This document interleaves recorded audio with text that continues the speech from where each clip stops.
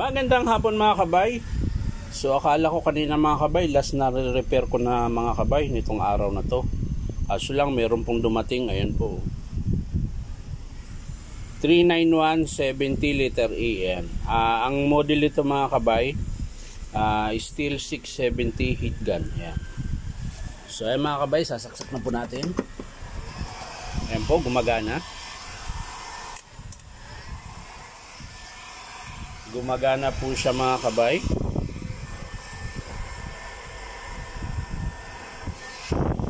Pero wala pong baga.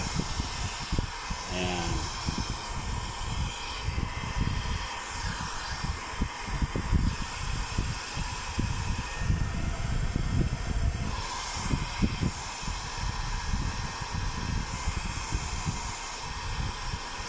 Yan. So gumagana siya mga kabay pero wala po siyang baga. Ayan. Hindi po siya nagiinit. Umaandar lang siya. So i-check natin mga kabay kung anong dahilan.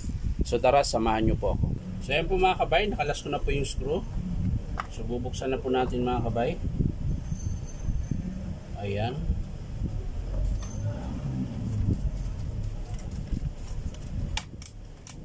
So diretso kaagad tayo sa element.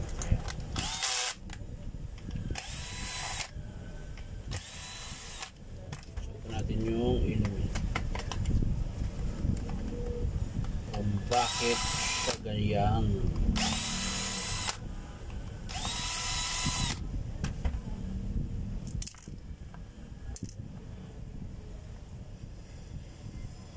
Yun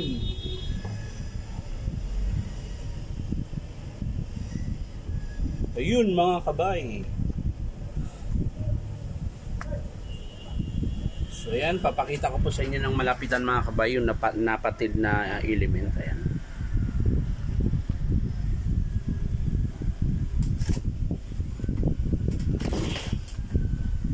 So ayan po siya mga kabay. Oh.